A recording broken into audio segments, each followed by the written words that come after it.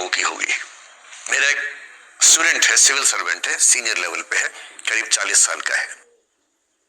उसने आज तक शादी नहीं की। क्या उसकी शादी करने की इच्छा नहीं थी? पूरी इच्छा थी। फिर क्यों शादी नहीं की? भाई कुछ लोग तो होते हैं कि शादी करनी ही नहीं, कोई मिशन है। योगी जी है, मोदी जी है, ठीक है, उनका तो मिशन है। ममता जी है, उनका मिशन है। पर जिसका जीवन में ऐसा कोई मिशन नहीं है और जिसको प्रेम करने का मन भी करता हो, वो तो शादी करता है आमतौर पे। उसने शादी क्यों नहीं की जानते हैं? जब वो 25-26 की उम्र में था, जब वो मेरा विद्यार्थी भी था, एक दिन मेरे पास आके बोला कि सर एक बात करना चाहता हूँ। मुझसे मेरे स्टूडेंट्स ऐसी बातें खूब करते हैं पर्सनली आके, अब तो मैं टाइम कम दे पाता हूँ, पहले तो ये सब होता रहता था क्लास के अलावा। एकदम रोता हुआ आया, आंखों में आंसू भरे हुए बहुत सारे। अरे क्या हो गया भाई? तो फिर उसने किसी का नाम बताया कि सर वो ही मेरी स्टूडेंट थी, कि सर उसके साथ रिलेशनशिप थी, उसने धोखा दिया है मुझे। अच्छा, धोखा देने वाली कहानियां मुझे बहुत अपील नहीं करती। मेरा मानना है कि दोनों पक्षों की गलतियां होती हैं।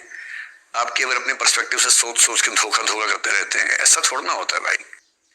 कुछ तो मजबूरियां रही होंगी, कोई यूं ही बेवफा नहीं होता, कुछ तो वजह होगी ना। आप थोड़ा उसकी वजह, उसका भी तो, उसकी कहानी भी तो सुनिए। और मैं जब जब दोनों कहानियां सुनता हूं, मुझे लगता है कि मामला ग्रे है। आप किसी एक पे उंगली उठा ही नहीं सकते कि इसने ऐसा किया। दोनों की गलतियां होती हैं, ऐसा थोड़ा कि एक की होती है। बहरहाल इन भाई साहब को ऐसा लगा कि धोखा हो गया उनके साथ, तो मैंने चलो कोई बात नहीं यार, हो गया तो हो गया, तू नहीं कोई और सही, ऐसा क्या है। इतनी बड़ी दुनिया है, 8 अरब की आबादी अब है, उस समय भी 6-7 अरब तो थी। मैंने कहा 3.5 अरब 350 करोड़ में कोई तो होगी तुम्हारे लिए, ऐसा क्या है, कोई और देखेंगे। पर वो थोड़ा ज्यादा सेंटिमेंटल था उस समय। धीरे धीरे पता नहीं उसके मन में क्या बैठ गया, उसके मन में ये बैठा कि दुनिया की सारी लड़कियां धोखेबाज होती हैं। ऐसे मूर्खों की कमी नहीं है दुनिया में, ऐसे बहुत मूर्ख हैं। दर्शन की दुनिया में इसे अवैध सामान्यीकरण कहते हैं, इलिसिट जनरलाइजेशन। इसका मतलब बहुत छोटे सैंपल के बेस पे ये समझ लेना कि ये थियरी पूरे ब्रह्मांड पर लागू होती है। एक लड़की ने धोखा दिया, मान लीजिए धोखा दिया, धोखा इसने दिया कि उसने दिया कि किसी ने दिया, जो भी कहानी हो, एक सैंपल से ये मान लेना कि सब ऐसे होते हैं। और उसके बाद से उसने कम से कम 10 बार कोशिश की, 10 लोगों से मिला, बातचीत की शादी के लिए। डेटिंग तो क्या करेगा 40 की उम्र में, लेकिन हाँ बातचीत करके देखा कि शायद रुचियां मिल जाए, स्वभाव मिल जाए, तो शादी के बारे में सोचें। हर बार 3-4-5 मीटिंग के बाद वापस हट जाता है। अब तो मैंने पूछना बंद कर दिया है। जब तक मैं पूछता था, बोलता था कि सर 3-4 मीटिंग के बाद लगता है कि ये भी वैसी ही है।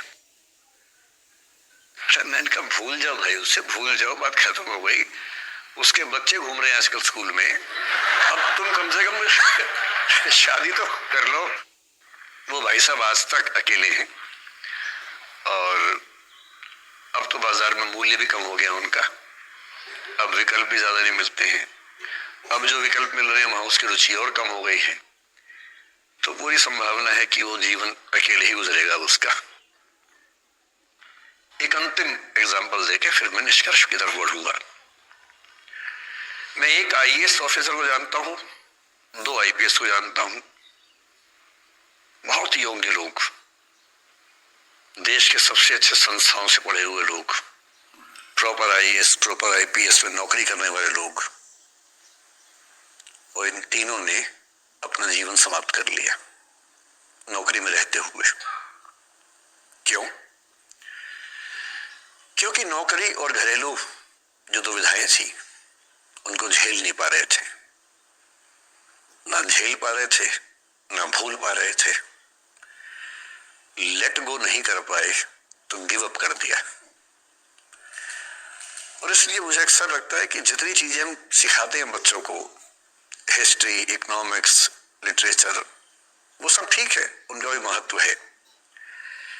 शायद उससे ज्यादा महत्व इस चीज का है कि ये समझे कि अपने इमोशंस को कैसे मैनेज करना है। जब जीवन में ऐसा लगे कि सब खत्म हो गया है, जब जीवन में लगे कि बहुत टॉक्सिक किस्म की लाइफ हो गई है, उससे बाहर कैसे निकलें, शायद ये सबसे महत्वपूर्ण लेसन होता है जो हम सबको सीखना चाहिए।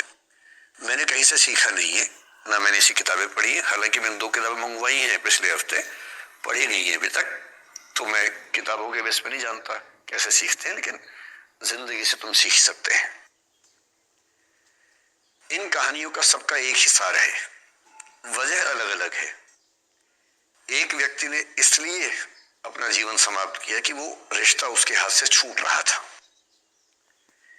एक ने इसलिए जीवन समाप्त किया कि ये रिश्ता बन गया था, पर समाज के दबाव, घर के दबाव मैनेज नहीं कर पाए।